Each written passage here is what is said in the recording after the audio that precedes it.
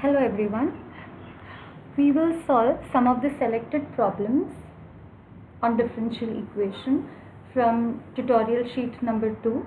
The questions are based on the concepts of exact differential equations, finding solutions with their geometric interpretations.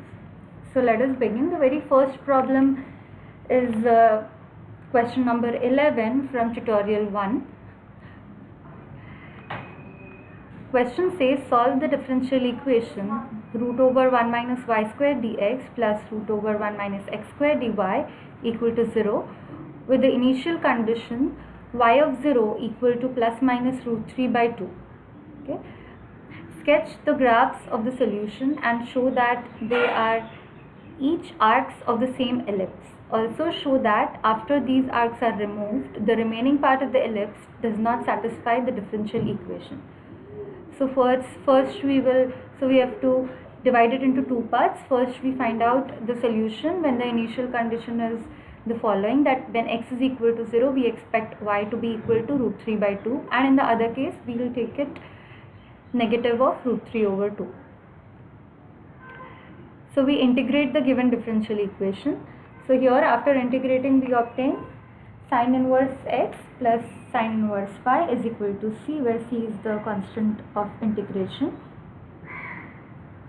Please note here that from here we can also know what is exactly dy by dx. dy by dx is equal to minus root over 1 minus y square upon root over 1 minus x square. So as you can see, the slope dy by dx is negative. Alright. So now putting the initial condition y at 0 equal to minus 3 by 2, it gives us the value of c as c equal to pi by 3. Therefore, we get the final solution to be sin inverse x plus sin inverse y to be equal to pi by 3. Or we can simplify it by taking sin on both the sides. So here we would have y is equal to sin of pi by 3 minus sin inverse x,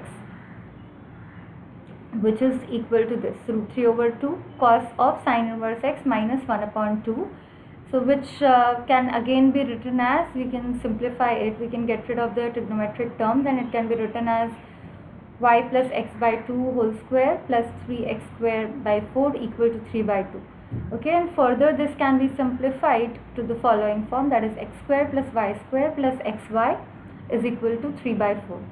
Now this, let's call this equation as equation number 2. So this equation 2 represents an ellipse with semi-axis root 3 by 2 and root over 1 upon 2 along the points minus 1 1 and 1 1 respectively.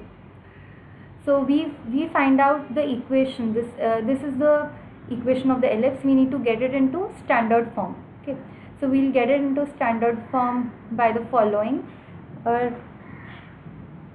We had done a transformation in linear algebra in MA 106. Because of the same, we can just transform this equation into the standard form. Okay, and that can be done by rotating the coordinate axis through the angle of pi by 4. So the equation of the ellipse may be brought back to the standard form, which is 2x square by 3 plus 2y square is equals to 1. Okay. See that the variables are no longer the same. Initially we had small x, small y, and now we are representing the new one as capital X and capital Y. Now note that dy by dx is, what is dy by dx? Dy by dx is minus root over 1 minus y square upon root over 1 minus x square. So when x equal to plus minus 1 and y equal to minus plus 1 by 2, at those points what happens to dy by dx? Dy by dx becomes infinite. So let us call 1 comma minus 1 by 2 as point A, and let's denote minus 1 comma 1 by 2 as point B.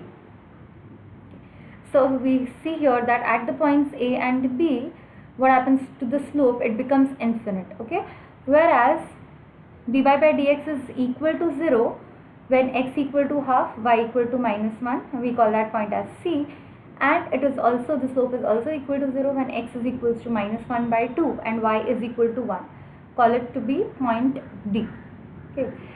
Now the graph of the solution, what is the graph of the solution? Is the arc AD of the ellipse containing the point 0, root 3 by 2.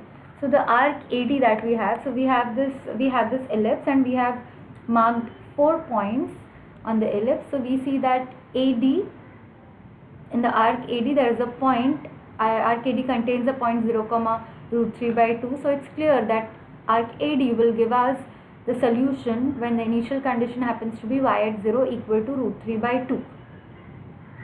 Okay, now let's see about the other parts of the arcs. Okay, note that the arcs along BD and CA, they are the slopes of the tangent. So at in these two arcs, along these two arcs, the slopes of the tangent is strictly greater than 0.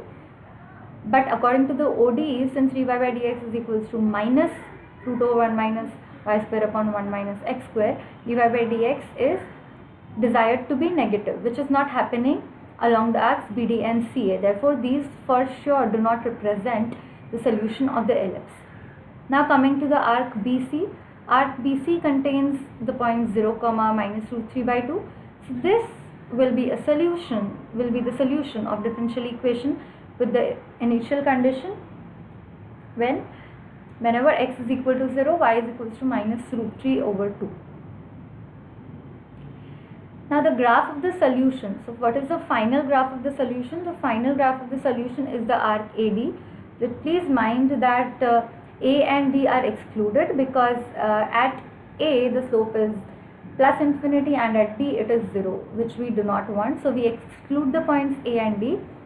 Okay, so this happens to be the solution for the case when x is equal to 0, y equal to root 3 by 2. And the second part, the arc BC, excluding the points B and C again, because at B the slope is plus infinity and at C the slope is 0, which we do not want. We want the slope to be negative as given in the question. So these two represent the solutions of the ellipse containing the point 0 comma root 3 by 2 and 0 comma minus root 3 by 2 respectively. So we are done with this problem and its geometric interpretation. Now let us move on to the problem 2 from tutorial number 2.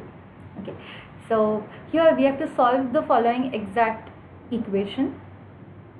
The exact equation given to us is e raised to xy times x plus y dx plus e raised to x times x plus 2y minus 1 dy is equal to 0. So basically we are going to solve this by inspection, by the method of inspection. By the method of inspection, we mean that we guess a solution that would work for this, and we finally prove that yes, it does work. Okay, so here we take u of xy to be equal to e raised to x into y square plus xy minus y. Okay, so why we have taken this function, you will see that when we take the derivative, when we take the partial derivative of u with respect to x and y, we get exactly what is desired, and that's how we have cooked up this function u. Okay, so let us go on to solve that. So del u by del x, that will be equal to, so here this is u, right? So we will calculate the partial derivative by the UV rule, okay, product rule. So it says it is e raised to x times exactly this, because the derivative of e raised to x is e raised to x itself, times this plus e raised to x into derivative of this with respect to x. That means we treat y to be a constant. So for the first term, the derivative of y square turns out to be 0, derivative of xy turns out to be y exactly, and derivative of minus y again turns out to be 0, because we are differentiating here with respect to x. So this gives us to be e raised to xy into x plus y. Okay, and del u by del y is equal to e raised to x times this. Why so? Because when we take derivative with respect to y, here we are taking e raised to x as constant, so derivative of y square will be just 2y, derivative of xy would be x, and derivative of minus y is minus 1. Alright, so hence the solution of the ODE is given by e raised to x times y square plus xy minus y equal to c.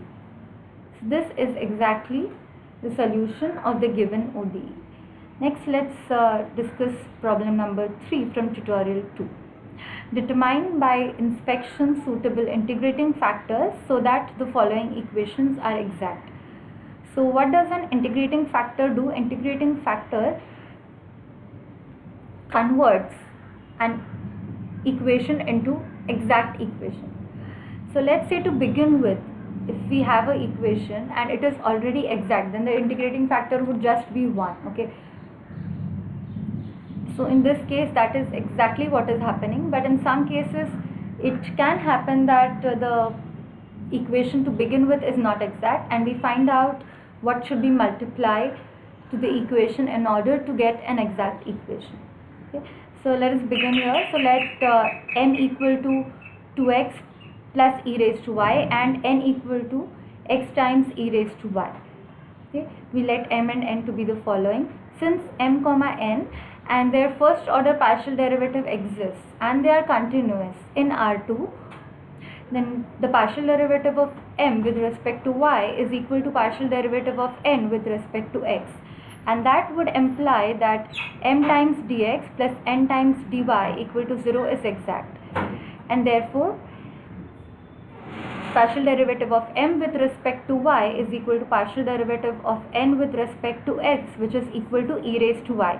Therefore it is an exact equation.